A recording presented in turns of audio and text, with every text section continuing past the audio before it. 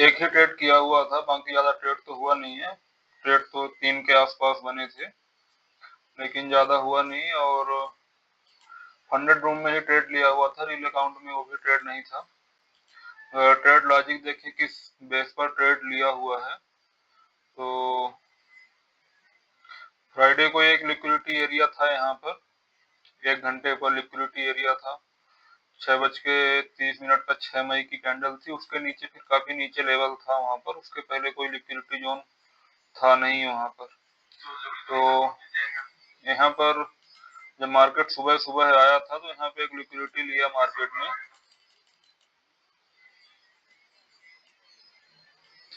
अगर हम यहाँ पे टाइमिंग देखें तो ये 1 घंटे की लिक्विडिटी है यहाँ पर। तो यहाँ पर अगर हम देखें तो सुबह एक ट्रेड था यहाँ पर, लेकिन रिस्क रिवार्ड रेशियो सही नहीं था, क्योंकि ऊपर की लिक्विडिटी यहीं पर आ रही थी, तो यहाँ पे लिक्विडिटी बनती नहीं। और दूसरी चीज ये थी कि यहाँ पर मार्केट काफी देर सस्टेन हुआ और एक ब्रेक डाउन पे ट्रेड बना हुआ है, जिसको कि अभी मैं कर नहीं रहा हूँ। ब्रेक डाउन पे ट्रेड लेना भी अवॉइड किया हुआ है, क्योंकि उससे बहुत सारे फिर ट्रेड हो जाते हैं। तो एक ब्रेक डाउन पर भी ट्रेड था। उसके अलावा अगर बात करें तो कहाँ पे ट्रेड बना हुआ है, तो एक 11 बजे के आसपास ट्रेड बना था इस लिक्विडिटी पर। अगर हम 1 घंटे की लिक्विडिटी देखें यहाँ पर, और ये 15 मिनट की लिक्विडिटी है, तो यहाँ से मार्केट ऊपर गया था। अगर ये लेवल है अपना 4580 का, अगर हम इसको देखते हैं यहाँ पर, तो एक ये लेवल था, उसके बाद ये लेवल है, और उसके बाद काफी नीचे लेवल है, जो कि ये कौन सा है, 4528 का लेवल है। 1 घंटे पे सारे लेवल्स हैं।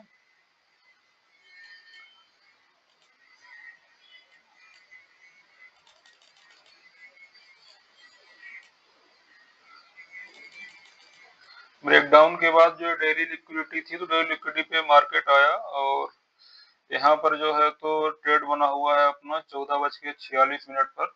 इसका जैसे ही हाई ब्रेक हुआ तो हमने यहाँ पे ट्रेड लिया, और फर्स्ट लिक्विडिटी यहाँ थी तो यहाँ पे टारगेट आया, लेकिन उसके बाद सेकंड मेजर लिक्विडिटी यहाँ पे थी, और उससे पहले ही मार्केट जो है तो रिटर्न हो रहा था, क्योंकि फर्स्ट अटेम्प्ट था लिक्विडिटी का, डेली लिक्विडिटी का। तो फर्स्ट अटेम्प्ट में मार्केट ज्यादा चलता नहीं है, और ऊपर से डाउन ट्रेंड है, तो हम बहुत ज्यादा एक्सपेक्ट भी नहीं कर सकते हैं कि बहुत ज्यादा जाएगा यहाँ पर।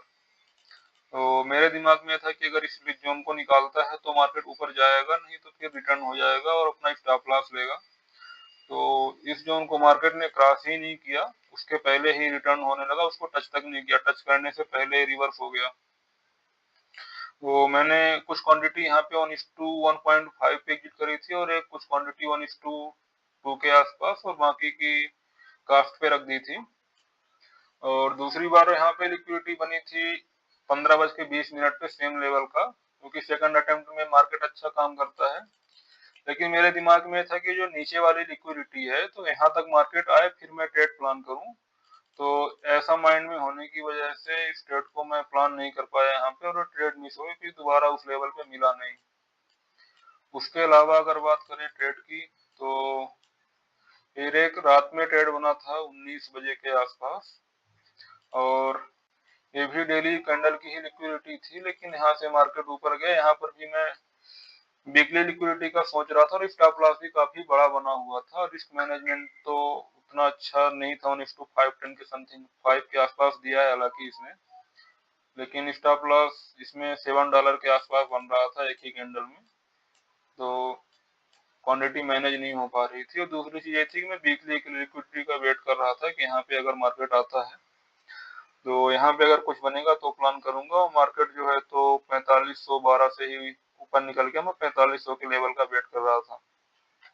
तो ये फ्राइडे के ट्रेड हैं। अभी देख लेते हैं अभी क्या हो सकता है, मंडे को क्या हो सकता है। ये डेली टाइम फ्रेम के लेवल्स हैं, अगर यहाँ पर हम देखते हैं तो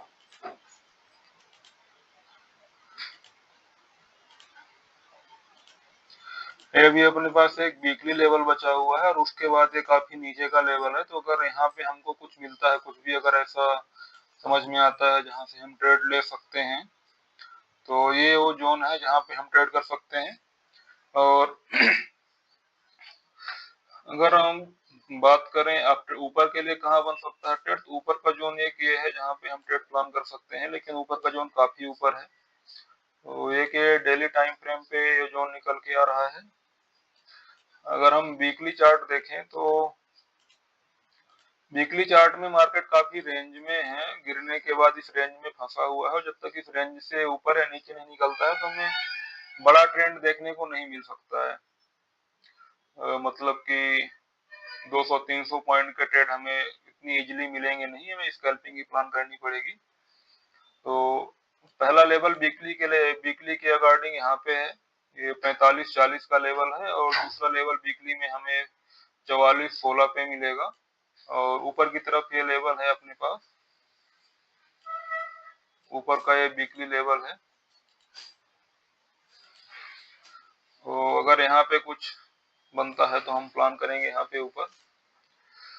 ये डेली टाइम फ्रेम के लेवल्स हैं। अब इसको हम 4 घंटे में देख लेते हैं, 4 घंटे में क्या हो सकता है। तो 4 घंटे में भी वही लेवल्स निकल के आ रहे हैं जो हमने पहले से ड्रा किए हुए हैं, वही सारे लेवल्स हैं, और 1 घंटे पर भी वही लेवल निकल के आ रहे हैं।